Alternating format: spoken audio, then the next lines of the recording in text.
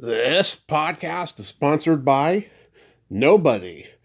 Hey dudes, welcome to Splat from the Past, the LA 80s themed horror and sci-fi show where things can get totally radical. Now today, I will be welcoming Karla Franko. Karla got to play the bank secretary in the notorious MGM Steve Martin and Bernadette Peters musical flop Pennies From Heaven, celebrating its 45th anniversary. And I've been looking forward to this. I love that movie as bad as it is. I can't wait to have her on. We're going to talk about being on set of that movie. She also did an episode of Three's Company, and she's done a lot of theater, including The Producers and Young Frankenstein and Godspell, directed by past guest Paul Kreppel. And it's going to be a great talk today. I'm just looking forward to it. And I think she told me in Messenger that she attempted stand-up comedy when she first got out to LA, and she always wanted to go on the Tonight Show with Johnny. So I'll ask about that as well. And it's going to be a great conversation. Winter January has been a great month so far, and it's going to keep going. It's going to be a great month, and I'm just so blessed and so excited. And 26 is kicking off in style. So yeah, here is my interview with Karla Franko.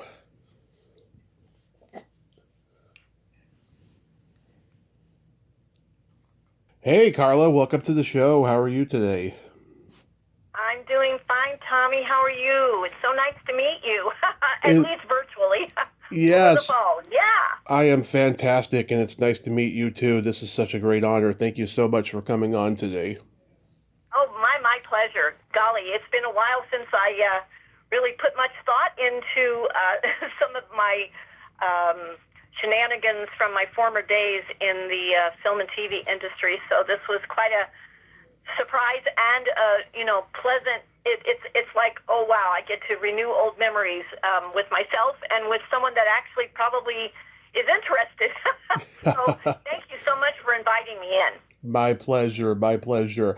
So going back in time, did you gravitate toward acting early on in your childhood?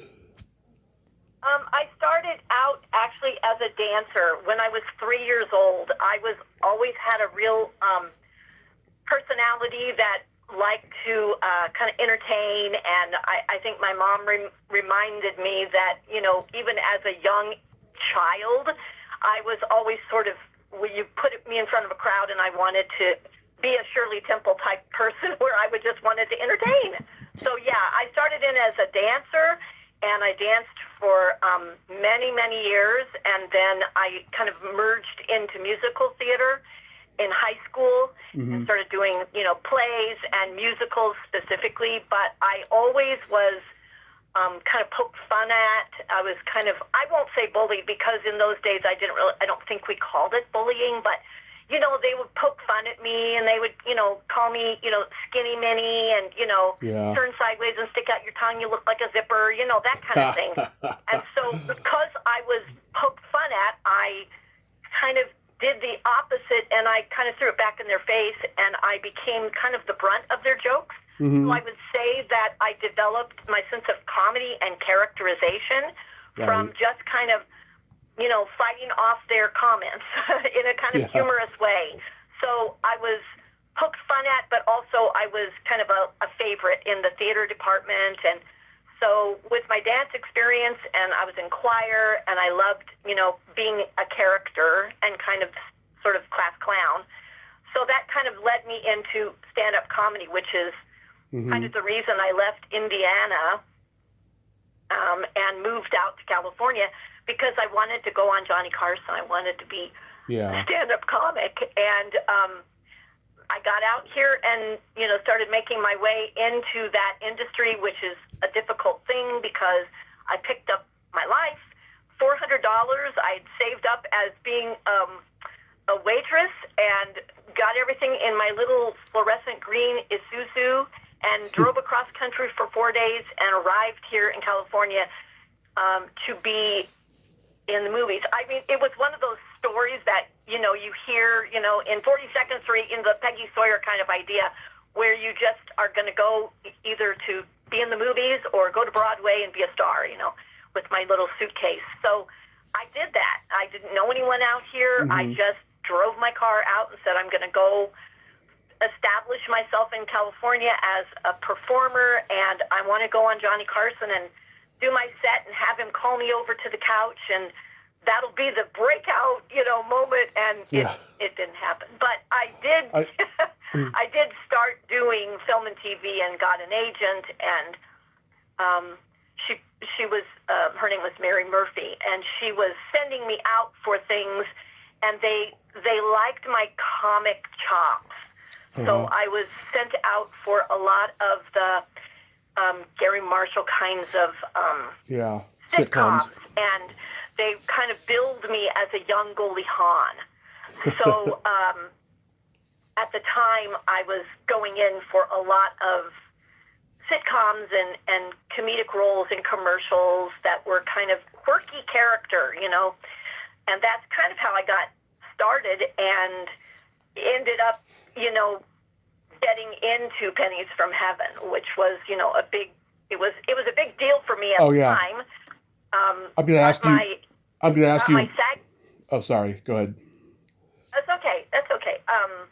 I got my SAG card actually doing a Dr. Pepper commercial, and with David Naughton. And once I got the SAG card, then she was able to kind of. This was old school, agenting. We didn't have the internet. They waited for the dailies to come out, on her, little dot matrix kind of printer thing that came out. And she would then start making phone calls. And it was kind of the old agent idea of, can you get over to 20th Century? Can you get over to MGM today at 2 o'clock? So you would drop what you were doing and go over. And, get your name was on the list at the, guard station, and you would get on the lot just to do an audition. And some things were done in offices, but a lot of times you actually would go onto the lot. Mm-hmm. So that was just, it was a whole different day and age. And I remember auditioning for important people that I didn't know were important at the time, but they were the people that I was going to ask for. And then I remember having a lot of really good experiences because they kind of liked me, but I think at the time they didn't know where to put me. So I did end up having a really great experience, even though it was kind of a mistake. That's how I got into Pennies from Heaven. So. Yeah. I got so much to ask you. So are you classically trained as a dancer, like in everything? Yeah. I started out with tap, ballet, which, seems to be kind of contrary, but in the old days, my dance instructor back in Indiana, her name was Virginia Paul, and she was a former Rockette. Yeah. She moved back to Indiana to take care of her mom, and she opened a studio. So I went to her. And so we were training in things that would be, they were very postured kinds of stylistically. But I did take ballet, jazz, tap, that kind of thing. When I moved, when I got in my first equity show, which was in Godspell on the national tour, and when I got in my first show, and then I went back to Indianapolis, and then I trained with a woman who was much more technique-based. So I started out, having kind of a variety of exposure, and then I got more trained. So that when I moved to California and got into musical theater, I was able to do kind of everything. I came out to California, and I started taking dance classes with a man by the name of Joe Tremaine, who was the thing at the time, and it was kind of the opposite, a little bit of Fosse, but I've been trained in all different kinds of styles. And, old dancers, they don't die, they just start to choreograph. So I ended up becoming a choreographer for a lot of shows. And I've directed a lot of musicals and a lot of shows, which ended up causing me to start my own performing arts training company called Standing Room Only Productions in 2003. So I train youth in the performing arts. I direct musicals, choreograph musicals, and I haven't really done film and TV since those early days when I was in California in the early 80s, when I moved out here. So, yeah, started as a dancer, but I kind of merged into all different, I changed hats a lot. I've changed hats a lot in my career. So did you skip college and just go straight to California? No, I went to college for a couple of years, and I said, you know what? I don't want to learn how to be an actor. I just want to be an actor. So I dropped out, and I was actually in a dance program at Butler University, and I dropped out after 2 years, saved up my pennies, and moved to California so I could actually go to the big time. I thought that, at the time, I thought California was a place you could do a lot of theater, and I found out that it's mostly film and TV and commercials. So I acclimated and got an agent and started, standing in lines and, that wrapped around the block and, just to get into open calls, and then established my career a little bit later in my life as a musical theater professional here in regional theater in sort of greater LA and also all of California. I've been down to San Diego and up to the Sierra Nevadas. I've done a lot of different regional theater projects over my years, but it's musical theater tends to be my first love, my passion, I think, because I did a lot of it back in Indianapolis. There was a lot of, kind of regional theaters that were available at the time. So, but I've had a wide variety of in my background. But film and TV was a little chunk of time that I think if I had made it into bigger circles or bigger ponds, I probably would have stayed. But the last thing I did before I went back to college to finish my degree and then eventually ended up in education was I did a little stint on Three's Company. And I was a tap dancing. I remember.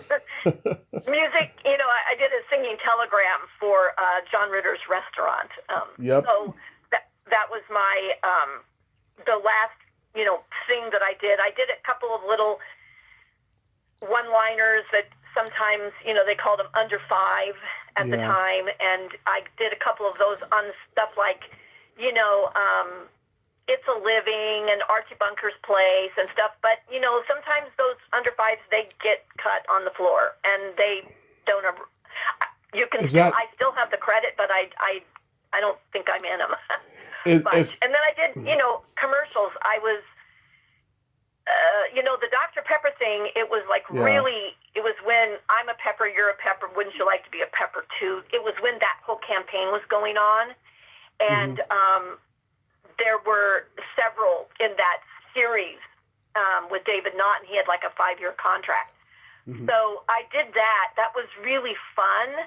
And then I started getting picked up for some PBS remember the after school specials? Of course. To do? Of course. Yeah. So I did 3 or 4 of those because at the time that was as close as we were getting to kind of like almost the Disney kid kind of series like Hannah Montana or whatever. It was a precursor to that.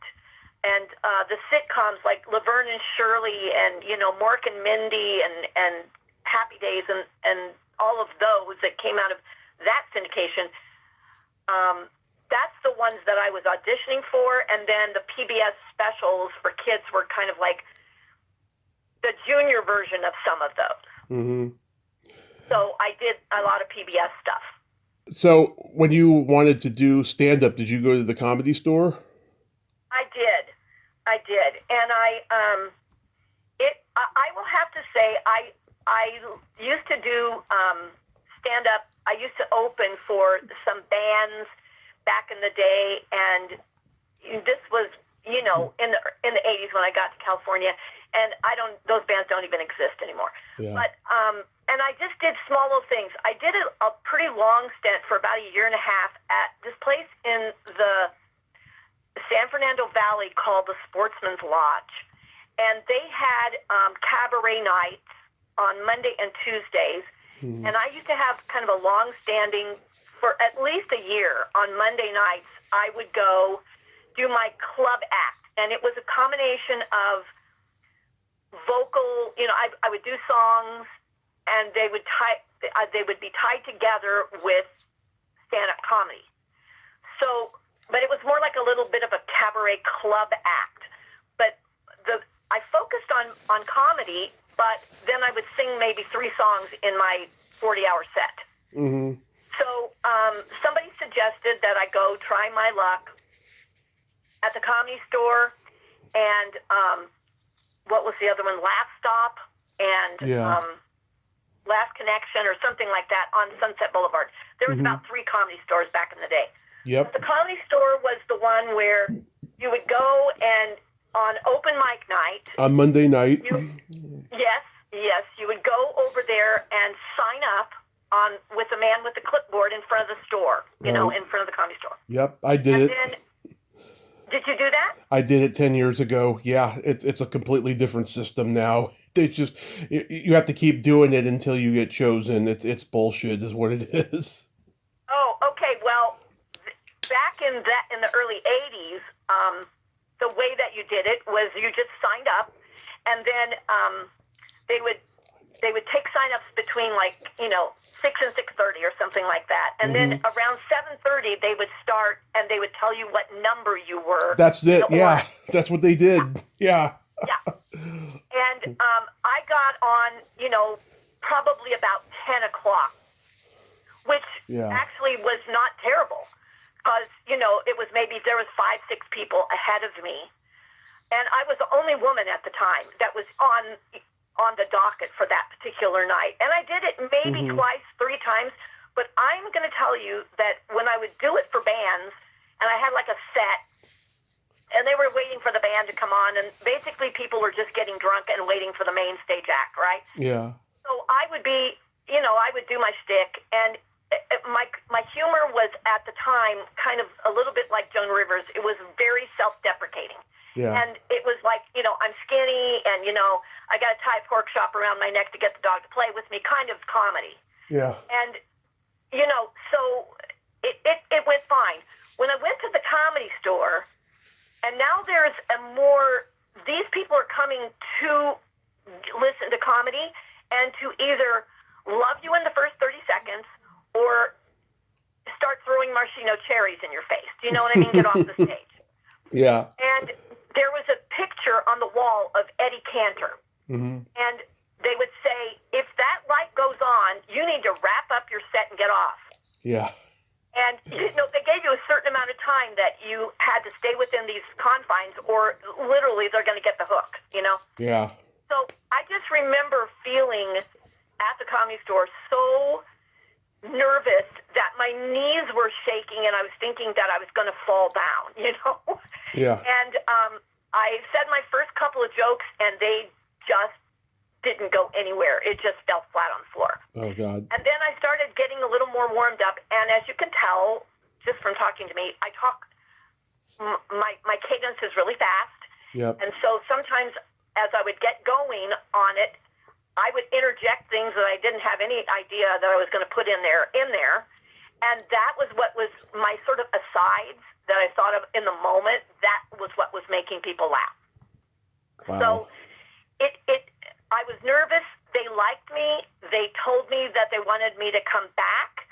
So they invited me back, I think 2 or 3 more times, and they gave me an earlier slot. Because after a certain time, people would start leaving. After about 10:30, and I think they went at the time till like 1 a.m. And after about 10:30, it starts thinning out, Yep. And people that are knowing that they're going to be on because they've been invited back, so they get the early slots and they bring all their fans. Yeah. So the place is like, very raucous and they're laughing at all their jokes. And then towards later in the evening, people start leaving. And so I just remember like on the third time, the light came on, and then people honestly started throwing fruit on their drinks. Right. Yeah. So I thought, well, maybe this isn't my cup of tea, and I just don't know that I'm going to get on Johnny Carson. So, but at the time, when I actually had the nerve to actually go to the Comedy Store, I was already getting auditions, and I was getting into, sitcoms, and I was getting little bit under fives, like the Three's Company gig. And then once you break in on some level and somebody starts liking you and calling you in for auditions, you're thinking any time now, maybe you're going to get a break. Right. And I guess Pennies from Heaven was my break, but I didn't do anything bigger than that. Between that and Three's Company, I didn't do anything bigger than that. And then I went back to school, and I ended up in education. So I've been in education since, I got my master's in 1997. So I've been teaching at the college level in a completely unrelated field, philosophy, religious studies. And then I returned back to my performing roots, but in the form of musical theater.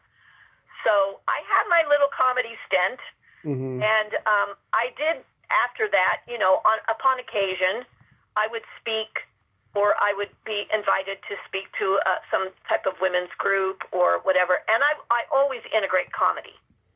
So it's always been a part of me. And then as an actor, it's my character comedian side. That's all that I'm always typed as that. Right. So. Right. So, God, wow. So what year was this? 79, 80, something like that? When I came to California did the comedy. When you were at the comedy store? Yeah. It was about 82. Okay. 83. This is long after the strike, and this is like when Kinnison and Dice are just, honing their personas, and nobody knew who they were yet and stuff. Correct.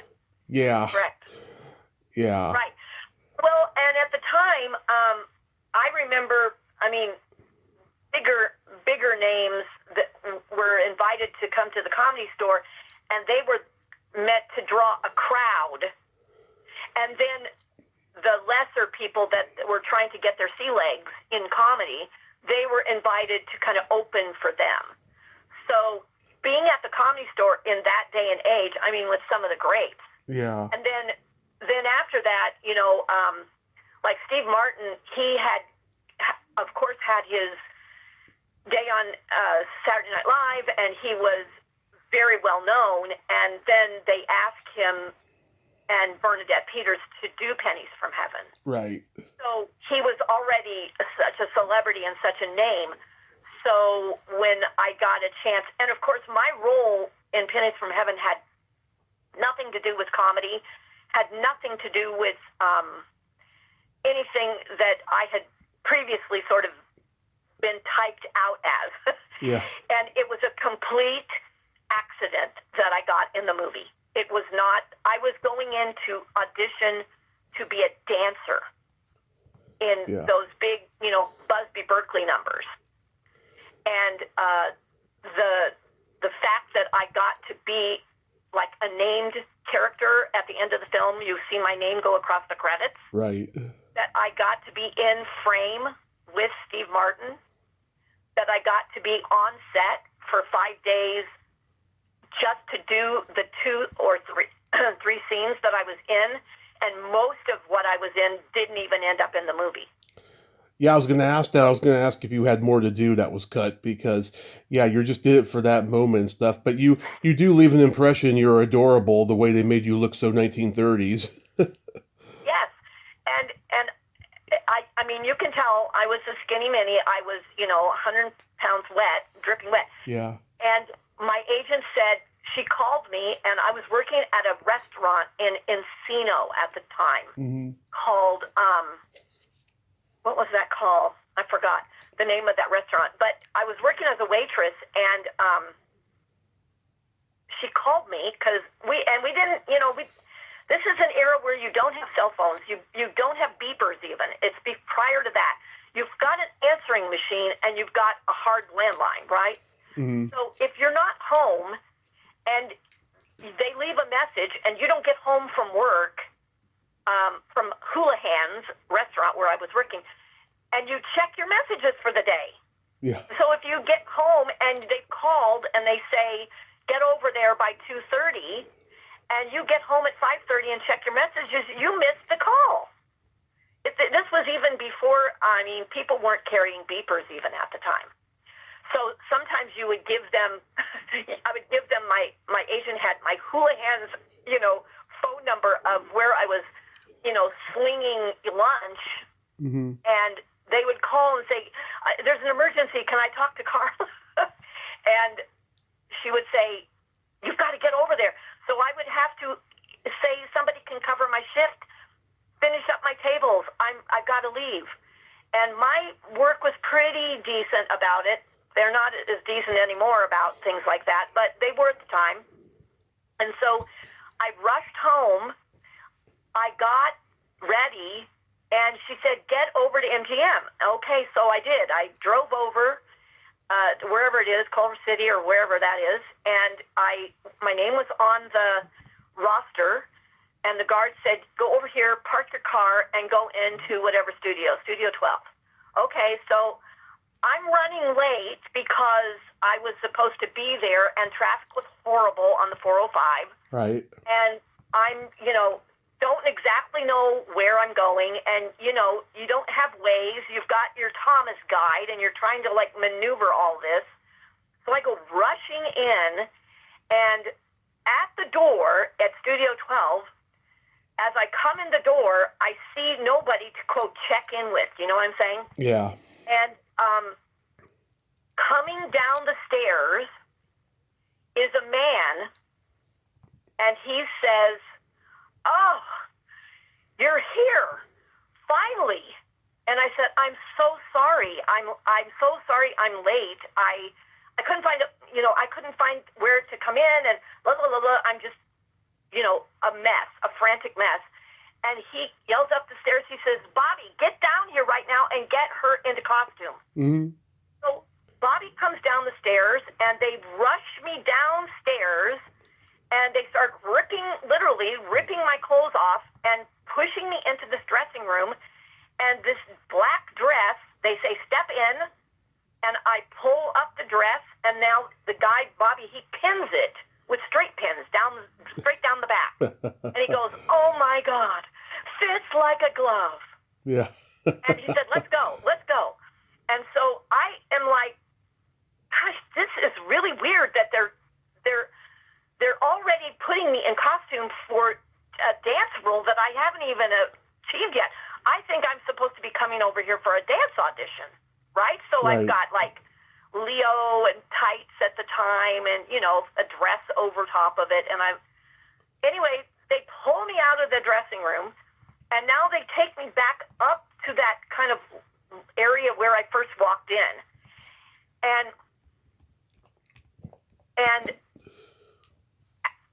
the guy that had first come down the stairs and said, Bobby, get in here and get her ready. They say, go get him. And so he walks in, and he goes, oh my God, that is perfect. And okay, she's got the job. So he says, great, book it. So I go back downstairs, and I take that off, and I say to the guy, where do I go now for the dance audition? I mean, this is how naive I am. I'm not, because this has never happened to me before. And he says, well, you're done for the day. They'll give all the details to your agent. Right. Okay, so I get in my car, and I drive back to North Hollywood where my apartment was, and I call my agent, and it's after hours, but she picks up, and she says, well, how'd it go? And I said, well, I think I booked it, but I didn't have to dance. She said, what? I didn't have to dance at all. Oh, well, okay, I'll find out in the morning because they're all closed now. So the next morning, she calls me back, and she goes, why didn't you tell me? And I said, why didn't I tell you what? Why didn't you tell me that you just booked a job because you fit the dress. And I said, I didn't know that's how I booked it. And I didn't even know. I told her the scenario. And she said, do you know who that was that approved that you are in the movie? And do you know who that is? Mm-hmm. And I said, no, I just know his assistant, Bobby, came down. And that's Bob Mackey, Karla. Wow. And I said, Bob Mackey, like the Carol Burnett show costumer? Yep. Yes. And so I got the job on accident because I happened to walk in the door at the moment when they were looking for the girl that was supposed to be trying this dress on, and I happened to fit it like a glove. So it was meant to be. I have no idea who it was supposed to be. I never got to the bottom of it all, but I got to be in the movie. So that's my story. It had nothing to do with the fact that I was talented, had the right look, but apparently I had the look for that era, with those long sack dresses that, were kind of roaring 20s almost, deco kind of. That's what my figure looked like, and I got dressed, and I had a dress designed by Bob Mackey that I got to wear. So that's my biggest claim to fame in that situation.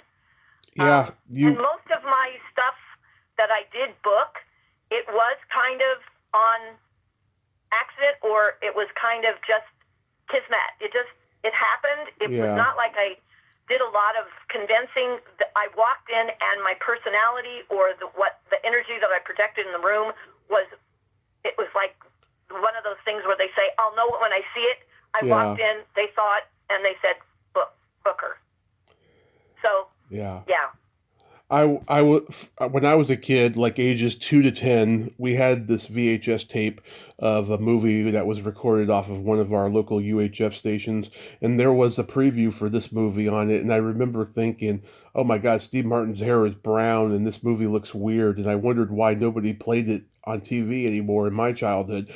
And then when I was in high school, I saw it on some channel and loved it. I mean, I thought it was kind of weird that everyone was lip syncing 40-year-old pre-existing songs and everything. It was funny and it was dark, but quite frankly, I think maybe that's why the movie didn't do well, because everyone was not singing new original songs, Yes, I think even at the time of filming, there was a lot of talk. I mean, I remember hearing people going, they would say, no, because it's kind of like pre-Milli Vanilli kind of thing, and we were told to lip sync, and then we would do it take after take after take because we didn't cut off in time. And so they were saying, I wonder if this is really going to fly. I wonder if people are going to understand that we're not trying to do, we're trying to do recreations. It's an homage to the era. Mm-hmm. And also, I wonder if people are going to accept this style, because musical, those big brassy, movie musicals that the public and the era kind of dictated, that people would go away with happy endings. Mm-hmm. There would be a lot of fol-de-rol. There would be a lot of splash and color, and a lot of eye candy. And so this wasn't like that. It was, like you said, dark. Yeah. It was a little mysterious. You were a little on the edge of your seat wondering, I'm not sure I get this. And so it was almost kind of like there was a little noir, involved in it. And at the time, but yet Steve Martin sort of played it like he played other characters. He would look at the camera and kind of do that jerk face. Yeah. You know what I mean? Yeah. So there was edges of his comedic, iconic faces and moves and stylistic that then were mixed in with like really dark themes and bizarre, twisted, kind of perverted notions that were like, so the audience didn't know if they should be disgusted or if this was kind of pre-horror or if it was like, is this a joke? Or are they trying to like poke at me to get me to feel something that I don't want to feel right now. And that's why it probably didn't do really great at the box office, because there was, when you would watch the preview, you would think, oh my gosh, they're recreating some of these old Busby Berkeley or, you know, kind of Ziegfeld Folly kind of movies. Right. And then you would get there and sit down, and your mouth would gape open going, what is this? I mean, like from the jump, this movie, like at the beginning of the movie, you kind of went, oh, this is strange. Yeah. So, I think it was a before its time kind of rendering. Right. And I think that, you know, whenever you're doing art and you're stepping outside of the acceptable confines, and of course, I was in a scene. I was at the end of like my scenes were the last week of shooting, because I was there for the wrap party, and I didn't know any, and of course my scene isn't at the end of the movie. Right. So when I went to the movie theater, we weren't invited, you know, in those days, if you were minor characters and stuff, you weren't invited to these special screenings or showings that would be for cast and crew and whatever. So I went to see it with my friends in a movie theater with my popcorn in my hand, and I watched the movie, and we all, like the five of us, we all sat there during the credit roll, and we were all going, what did we just see? I didn't even know the plot. I didn't know that it was dark. I didn't know anything about it. I was just thrilled to be in a movie with Steve Martin and Bernadette Peters, right? Right. And I think at the time they were an item, and, you know, she would come on set and, you know, just to hang out and kind of watch, and she's like the tiniest little thing, and she would always have on these like stilettos, like they made her like 6 or 7 inches taller than she really was. And Steve Martin was, he's not, to me, he was not at all like the person that we all know as, you know, the comedian. He was very mysterious. He was very He's an intellectual. I've heard he's very serious. Absolutely. We got into some really interesting conversations, to be honest. Nice. And he's not the class clown. He doesn't try to dominate the room. Yeah. You wouldn't even know he was there. And there'll be like 100 people on the set. And, you know, he's over in the corner having his hands, you know, touched up with makeup. And somebody will say something, and everybody will start engaging, and he's staying in the corner just listening. And then he'll walk to Spot, and then he'll say one sentence that puts everything to flight, because he's an intellectual, and he listened for a while, and then he put in one comment, and it kind of silenced the room, because he's brilliant, and he would retire to between, you know, it takes them forever to set up lights. Right. And so they'll do a take, and then they'll go, no, we got to change the lights. So half hour later, you know, so he would retire to his trailer, and he had a running chess game with one of the crew members. So he would go back and move his move, and he loved Heineken beer, so he would drink his Heineken beer and have a chess move in between takes. And then he'd come back to the set. But he wasn't chit-chatty, and when he walked in the room, everybody didn't flutter to him like when I did Three's Company. That was John Ritter. John Ritter was the life of the party, but he wasn't narcissistic in that way where he dominated and he made everybody listen to you. He was just genuinely very gracious, and he's very compatible with any person. So if a star walked in, he could talk to them, and if you walked in to deliver lunch, he would go over and say, thank you so. He was just a very gracious, kind, very genuinely interested in, hey, what do you do? What are you about? Tell me about your family. Steve wasn't. He wasn't mean. He wasn't nasty. He wasn't any of the things that you think of with superstars. He's a comedian. All Yeah, comedians are like that. yeah. But he was also very introverted. Hmm. And John Ritter was very extroverted. So it's just like working with the two of them in separate occasions. It kind of gave me a little bit of an understanding because both had their roots in comedy, but they just personality-wise offset. Steve just didn't ever come across to me like, class clown, life of the party. When he was on, and then off stage, he was very private. Right. Yeah. Was Herbert Ross a diva? Because I heard he could be. He was, he knew what he wanted. Hmm. Let's put it that way. Yeah. And he got it. And I heard him say to other people things that, I don't know, Tommy. It's hard to say now because the ethics, the boundaries, the guidelines of how we treat people in the workplace, in the arts, or just in healthcare, in education, in the world, they're very different now. What our expectations of versus in that day and age. Right.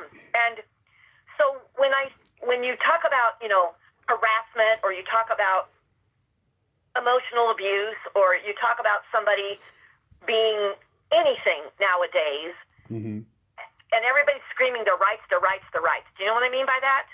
Yeah, I know exactly. I just don't deserve to be treated this way, or you won't speak to me that way, or I'm going to report you to HR, or that kind of thing. Well, we didn't have those rules back then. So I heard him say things to people that might be considered today unacceptable. Right. Or they would take him to task. Or they would try to get him fired. I mean, I don't think I listened to anything that was that egregious, but I'm just saying comparatively. You can barely say anything and people take it wrong and they want to sue you. You know what I mean? Mm-hmm. But to me, and to the immediacy of our scenes, he didn't do that. And I do remember him coming up to people and kind of speaking right, like face to face, and doing correctives. Right. But it was, I didn't ever feel it was in a mean spirit. Yeah. He was very thrilled with my performance. He just was a perfectionist. Yeah. If that's what you could mean by diva. I totally get it. Did you meet Jessica Harper? No. She's great in the movie. She's really great in the movie. No, we didn't have, the bank scene, there was a security guard and the bank attendant. Mm-hmm. And they were, and then Steve. And then I was in frame. I got a couple, Yep. In the old days, and I don't know, they still do it probably, but, in the old days we would call it a bump. Yeah. So if you're in frame with the star, the celeb, I got a bump because I was in the frame with him a couple of times. Yep, I screenshot them on Tubi and I posted them on social media to promote because there were no already screenshots on IMDb. Yeah, so the fact is that, there was very few people in the scenes that I did, and I didn't actually meet, because like I said, it was the end of shooting. They did a wrap. So I think that I didn't see a lot of people. I know Bernadette came in at a couple of days that I was there, just because she and Steve were dating at the time. But I didn't really meet, and of course they didn't have any kind of like cast event, to show the screening or anything. Or at least if they did, I didn't get invited. Right. So I was just a young 20-something and happy to, I was just a young girl and I was just happy to be in the movie. It didn't really lead to anywhere, except I think I did do Three's Company after that. So my agent was able to then, pitch me because, she just finished doing Three's Company. I mean, she just finished doing Pennies From Heaven with Steve Martin and Bernie Spade. But, it didn't really lead anything to me. It's just, it has very fond memories for me. Right. And stories, Right. I remember those. They're very, very ingrained in my personal memoir, Yeah. So when you did Three's Company, do you have any memories of Jordan Charney, who played Mr. Angelino? Because I've interviewed him. He's a great guy. Yes, because he didn't have a beard and mustache, and so he sat in the chair and got made up for that role, and he would have to be there early so they could put the glue gum and all that on his face and let it dry, and then put the beard and stuff on. And then, he would say, that we would eat lunch, and then he would say, "Oh no, is there anything in my beard? Is there leftovers in my beard? I'm not used to having a beard." So, and he was a nice guy. Yeah, we had, of course, the one restaurant scene together, and I do Don Knotts. It was really a pleasure to work with him. Oh, and he best. he was a character, and he told us a lot of stories about Andy Griffith. Andy Griffith and the days of the shooting and the type of person that he was, and he also told us a lot about his personal upbringing. I don't know what it is, but when you get some of these people talking, they will talk a lot about their childhood and what brought them to Hollywood and what brought them to the entertainment industry. And like I did a musical theater gig at McCoy Rigby, which is Kathy Rigby and her husband Tom McCoy. They have a theater company out here in Los Angeles. Oh yes, and, I've emailed it so I can get her on the show. I haven't heard back, unfortunately. Oh, okay. Yeah. I did a musical called Grumpy Old Men, and with that company, and she was in it, and also Hal Linden was in it. Mm-hmm. And when I worked with him, he also was one, just like Don Knotts. He couldn't wait to kind of tell you about the inceptions of how he got into the industry. And some of those, veterans, those icons that we look to, they don't have the, same stories as common as the current generation. Right. They weren't influencers. They weren't, they didn't have... They had life experience. They did like 75 jobs before they made it in showbiz. Correct. Yeah. Correct. So, I remember going, recently, and I'm going to say recently, like it was before COVID, but I was trying to get a new agent. Mm-hmm. And I wanted to get back to film and TV. And I wanted to I thought that I was in a really great season for, women of a certain age, character, comedian kind. Right.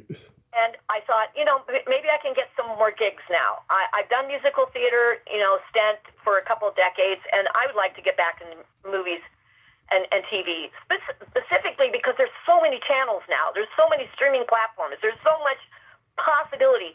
You turn on the TV, and you have thousands of choices on a daily basis. Right. There must be a place where I could be used. There must be somebody that could see something. They're not going to go off of my previous work because it's too old and it doesn't apply anymore. Right. Who cares that I was on Pennies From Heaven? Yeah. Who cares? But I was trying to get an agent, and I sit down with these people, and a friend of a friend that was in one of the shows with me would recommend me, and they'd say, "Okay, I'll give you an interview." So I sit down with the person, and the first question, Tommy, out of their mouth was, "How many followers do you have on Facebook?" Oh yeah, I used to get that on this podcast. Thank God I don't anymore. People trust me and they see everything visible. But yeah, that's what they are hung up on now. Followers. It's stupid. Yeah, and I would say, well, what is my body count of viewers have to do with what I might be able to bring to the table for your TV show, your movie, your under 5 role? What is that? Well, because that helps us with promo. Well, okay, I guess then I don't qualify anymore. I just only can do comedy. I can't drum up enough followers to convince you to let me try to do comedy. It doesn't work. That I guess I don't qualify anymore. So I wasn't able to get an agent. Yeah. I did get an agent for musical theater, and then they did put me finally, after 2 years of being on their roster for musical theater, they did put me on their TV, film, commercial, theatrical kind of thing. And I got, over COVID, I submitted 65 videos, submission tapes, and I didn't book one thing for film and TV. Wow. So they dropped me from their roster. Wow. So I am agentless, and I'm unable to really convince anybody to either take me on as a client or to give me a chance. I self-submit quite a bit through Actors Access, and over COVID, I was doing videos like crazy in my little studio in my extra bedroom, with the shower curtain behind my head, and with my editing program. I was doing it all, but nobody bought it. So I'm just saying that in the old days, these Hal Lindens and these Don Knotzes and even John Ritter and I mean, Steve Martin is a legend, and he still is, doing wonderful, and he gets to call the shots, and his world is on his terms. Mm-hmm. But for someone like me that doesn't have the accessibility and doesn't have the right resume anymore, I'm probably out to pasture at this point. But I do have fond memories of those days and meeting a lot of people. I had worked at one point for ABC for Mimi Bergier, who was in charge of, she was the head of costumes and makeup. Mm-hmm. And I got to work the Emmy Awards one year with her as her assistant. So I did meet a lot of people, and I did audition for a lot of people and with a lot of people. And so I brushed up against the industry, but it never really opened its arms, for me I guess it wasn't meant to be. So now I'm this, woman of a certain age who has a, theater company, and I'm trying to pass on the love of the arts and performing and help people, develop and, refine their craft so that some can go into musical theater, some go into the technical side, some become, dancers and go on into dance, theater companies or ballet companies or whatever. But I'm still trying to be a conduit for the younger generation to find their self-expression through performing and be able to, either get work in it or, if nothing else, be a sponsor, a patron, a lover of the arts to keep promoting it, because, as you know, it's not being taught very much in the schools. It's not a favored subject, within education. And so those of us that still we have to keep up the legacy, and we have to keep providing it for the next generation. And so I agree. I have a couple of little stories, from my past that it makes their ears perk up. But the bottom line is, for my generation and even older than me, it's a lot of hard work.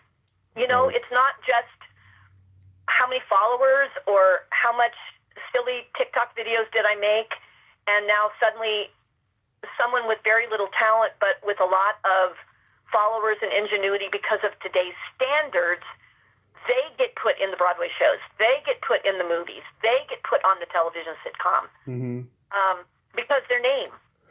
And now celebrity, I hate to say it this way, but it's almost like celebrity comes very cheaply now. Yeah.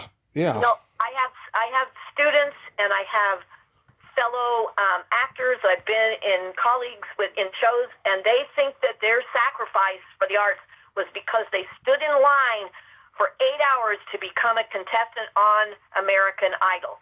They think that's where they paid their dues. Is standing in the hot sun to get up to the line. Stupid. So that they could go sing in front of 3 producers, Yeah. I paid my dues, and I go, you haven't paid your dues. There was that old, television show Fame, and Debbie Allen would say, you start paying right here with your sweat on the floor while you're doing warm-ups every single day. Oh, yeah. Your plies, your pirouettes, that's your payment. You're learning to be able to receive what might come your way. But boy, it takes a lot to get there. I don't think that's kind of part of this generation anymore. Mm-hmm. But I was fortunate enough to live in a time when, yes, there was a certain amount of luck to it, or, your agent sometimes would pitch you and they would fall for it and you'd go in, or just the happenstance like what I did, where I was in the right place at the right time, and it just went my way. I do know that, it was a really fond time in my life, and I'd love to have gotten back to it and do a little more of it. I do have to say that I enjoy a live audience. I enjoy the feeling of the pulse of their energy coming back at me. Maybe, through applause, yes, but just the idea that when they laugh at a line and you feel that they're with you, they've bought into it. It's very different than standing on a set and doing a series of 3 lines of dialogue 12 times. Right. And nobody responding. You know what I mean? It's a very different medium, yes. And you have to kind of get used to it. Right. And they always told me, Karla, you're too big. You need to back off. You're just like, you're too big. Can you just tone it down? Because my energy is, I'm playing for the back of the house. I'm playing for the balcony. Yeah. And I would get in front of a camera and they would go, whoa, whoa, whoa, whoa, whoa. And I would go, you mean you want me to say the line boring? Yeah. Because this is the way I would say the line. And they would go, yeah, it's volume, it's energy, it's expression. You're way too animated. You're like a cartoon character. Can you just say it like a normal person? And I go, for me, the animated face is normal. Do you know what I'm saying? So I did struggle, when I changed mediums. Yep. And I was probably better suited for commercials and then obviously sitcoms. But I have trouble even on stage just being a serious actor because I always try to make the lines funny. That's always been my tendency. So anyway. I wanted to ask you a couple theater questions real quick. You mentioned earlier you were on It's a Living. Is that how you met Paul Kreppel and did Godspell? No, actually it's the opposite. I did Godspell. That was in Chicago. They auditioned in Chicago in 1979. Yeah. And Paul had been on and off in the Broadway. He was a replacement, and he also they did the movie Godspell, and Paul, the guy that played Herbie in the movie, he was deathly afraid of heights, and they did a couple of scenes at the top of one of the tall high rises in Chicago. So Paul Kreppel got hired on to be his replacement, and he kept his head down when they did all those scenes because the guy that was in the movie wouldn't go up that high. Yeah. So Paul was in the movie along with my friend Katie Hanley, and Katie was the one that did when it was off Broadway. She was in the original, and then it went to Broadway, and then they asked her to be in the movie. She's the one on roller skates. Right. Okay. So Katie, we're still friends to this day. She still lives in Chicago. When the tour started and I auditioned for Paul and got in the show, in the tour, Katie was not in Godspell. And then we toured, and then some months later we ended up at the Lincolnshire, Marriott Lincolnshire in Chicago for an extended sit-down run.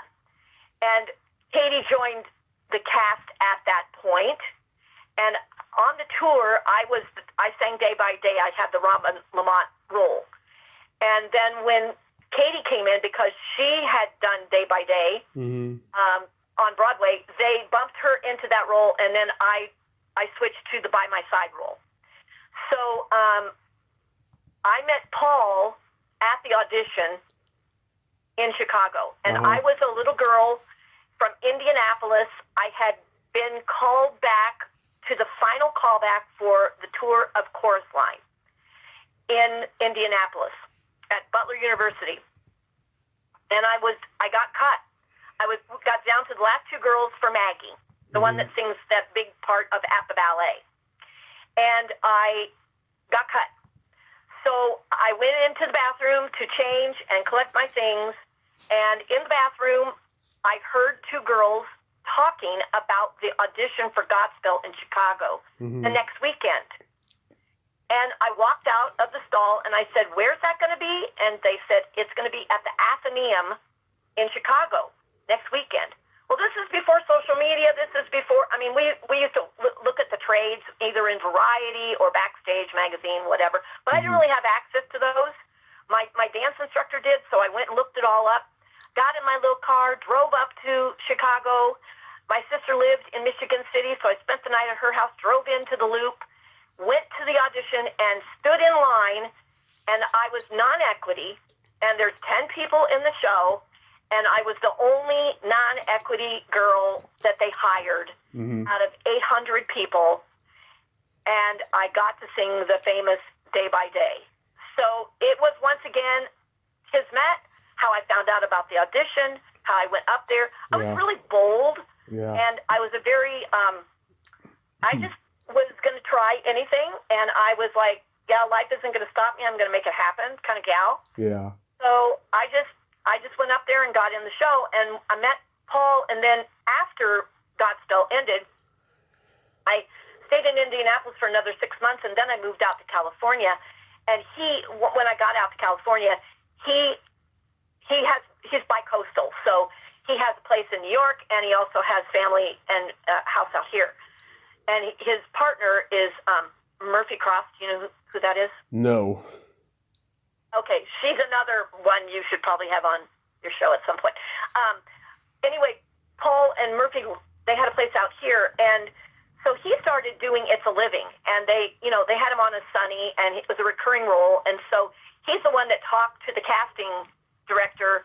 When I got out here, he said, "Hey, let me put a word in and see if they might be interested." So that's how that connection worked.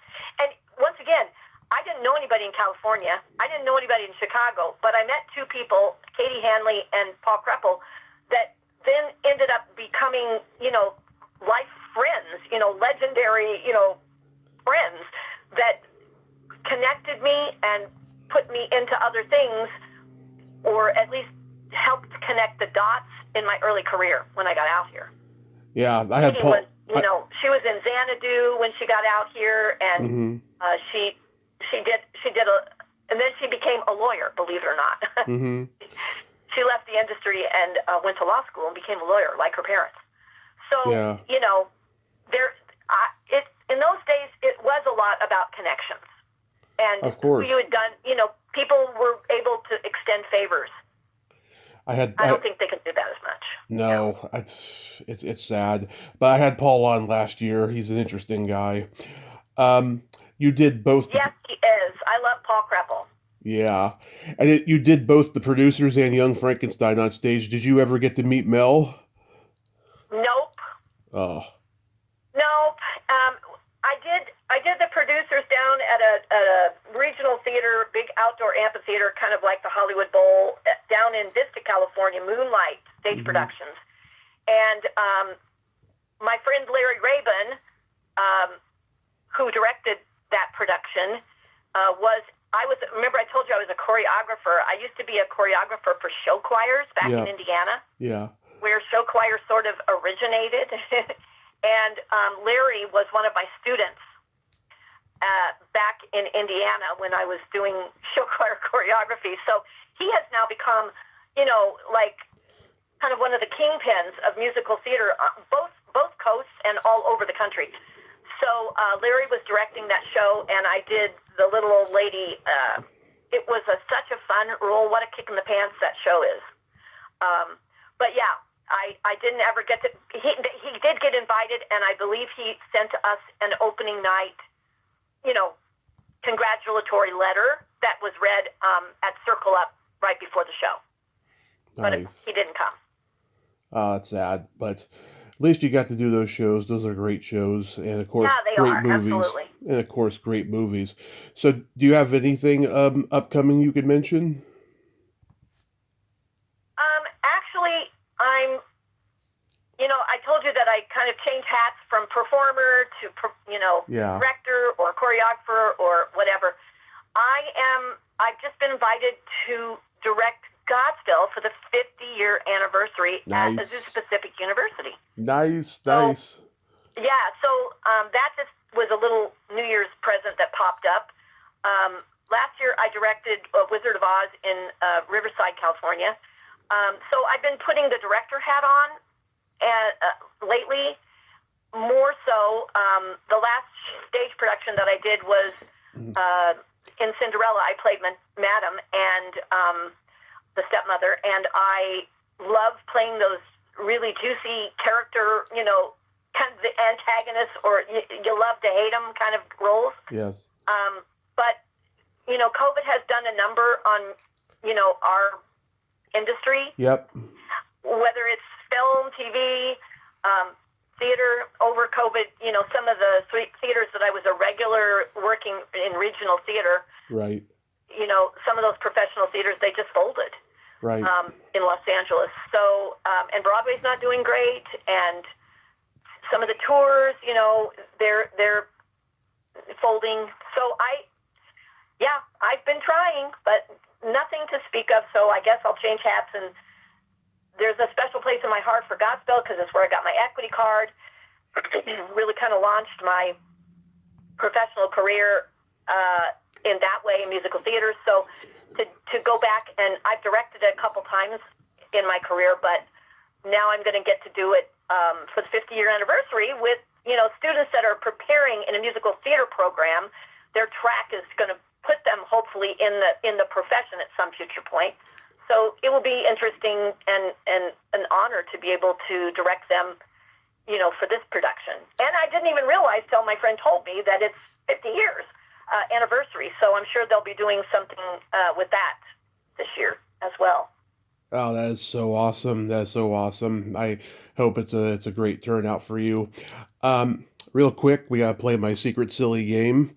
This is a series of silly slumber party questions. It's no win or lose, just pure fun. And how the game works is I ask you the question, you answer it, and then you ask me that exact same question and I answer it. And feel free to comment on answers because they might be funny. Okay, Karla, are you ticklish? Yes. Are you? Yes, very ticklish. Terribly. Well, terribly. Only certain places, but if you come at me like you're going to tickle me, it's almost like I go into a panic mode. Oh yeah. Because I almost like, it's the same feeling I get if somebody goes, I'm going to throw you in the pool. I get to the point where I have a meltdown. Okay. Is your belly button an innie or an outie? An innie. And surrounded by, I have to say, surrounded by a lot of skin at this point. I know the feeling. What about you? It is also an innie. Okay. What color are your toenails painted? Right now, they are a dark burgundy black. Love it. What are yours? Mine are gold and silver for New Year's. Oh, yeah. Well, of course. It's the champagne feel. You got it. Yes. What would you say is your best personality trait?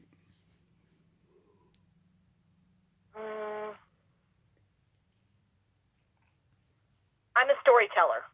Yes, you are. And I like to tell stories because to me, it's not just giving information, but it's painting a picture, and that's the creative side of me. What about you? I have empathy, and I have no filter. Oh, well, now not having a filter could be a positive or a negative, depending on the crowd that you're with at the time. Yep, they look at it as what actually comes out of your mouth. right? Yeah. Right. They look at it as a Yes, it is. pejorative. Yes. Yes. I'm a Gemini. What can I say? Um, Yes. what's your Yeah. guilty pleasure? Um. Wow. It's probably Hallmark movies. Okay, I like Hallmark movies. They're so cheesy and Hmm. they're so predictable, and I could write them. Yeah. But when I'm just needing something to like, I'm not when I'm just needing something to kind of relax, chillax to, and just go. I like happy endings, and it's predictable, and it's going to be. I'm just going to watch it, and I know they're going to kiss at the 57 mark of 2 hours, and right. So that's mine. What's yours? Eating pizza and watching a really raunchy sex comedy kind of movie. Oh, okay. Well, name one movie that you would eat pizza and watch. Well, my favorite of all time is Animal House. Okay, that is okay. Well, that's pretty raunchy. So yeah, good. Yes. If you could have anything named after you, what would it be? A performing arts center. Love it. What about you? Get ready for this. A vibrator. What? Yeah. Wow. Why? Why would you want that? Just manifesting my queerness, that's all. Okay. All right. That's all. Well, that's a fair answer. That's a fair answer. And Manifesting yourself. Yeah. and then my favorite question, is there a stinky smell that just makes you gag? I think it's rotten garbage. Like if you're walking in an alley, which I'm not prone to be walking in alleys, but if you're walking in an alley and the smell comes wafting out of like a restaurant or something, and Hmm. and you smell that something is rotten, Yeah. that makes me gag. But things that should make me gag, for example, I love the smell of a skunk that just sprayed. I love that smell. Okay. So that should make me gag, but I like it, so I don't know. What's your icky smell? Either farts or feet. Yeah, I don't smell feet a lot, so I mean, on the regular. So I don't know, but I think when I was a kid and my brother would take off his shoes, that smell, yeah, was pretty offensive. But I don't think that happens in my life too much anymore. But yeah, Yeah. smelly feet. Okay. Yeah. Well, we know the best and the worst of each other now, Tommy. So I guess we're best buddies for life. And I'll call you when I need help burying the body, right? Yeah. Exactly. Exactly. I have a couple jokes for you. Okay. What do you call a boy that doesn't masturbate? Um. A virgin. I don't know. A liar. Oh, yeah. There it is. Yeah, there it is. Okay. What Okay. Joke number 2. what kind of meat does a priest eat on Friday? Okay, I'm not even going to go there. I guess. None. Okay, I have 2 jokes for you then. Okay. Okay. What do you get when you cross a beast of burden with the village idiot? What? Oxymoron. And joke number 2, what's the advantage of being a test tube baby? What? You get a womb with a view. Okay. Ta-da! Yeah. There we go. I love it. I love it. Yeah, I did theater in high school, and me and I was a prop handler, and me and the other prop handler, her and I, would just tell the most offensive jokes just to break up the monotony of listening to the same songs over and over again during rehearsals and the performances, right? Right. And we would go into the dressing room and tell actors jokes, right? And oh my God, their jokes were far more offensive than ours, especially the girls. They had some real bad ones. So you become a vintage off-color joke teller. Oh yeah, I think that's why I get along with actors so well, because they like jokes, and especially dirty ones. So I think Now, you're right. There is a off-colorness. It is to break up monotony. You know, Right. we all try to outdo each other with the lowest form of comedy possible, right? Exactly. We love body, you know. Yeah. Yep. Well, Karla, I thank you so much for coming on today. This has been just absolutely terrific, and I know you're going to get an agent again, and you're going to get booked for some good stuff. Just stay positive, and I hope Godspell goes very well for you now that you're at Thank the you. helm of it. You know. Thank you so much. And it was a pleasure just getting to know you and answering these questions and taking a little trip down memory lane. It was so much fun for me. So thanks for helping give me a new shot of enthusiasm. Of course, and I'm going to send you my cell phone number if you ever want to call me and have a conversation. Okay, sounds great. Well, let's keep in touch. I wish you well, and once again, thank you so much for choosing me. My pleasure. Bye-bye. Talk to you later. Bye-bye. Well, there you have it. Karla Franko. Ain't she a sweetheart? Oh my God, she is a ball of energy. I just loved every moment of that conversation and stuff. She answered a lot of my questions before I had a chance to ask them, you know, and then she gave me lots of new stuff that I'm glad she gave me. I didn't even know was there. It was a great conversation, and I hope we become friends. Well, until next time, this is Tommy Throwback Kovac saying, there's no shame in living in the past because the present sucks. Later, dudes!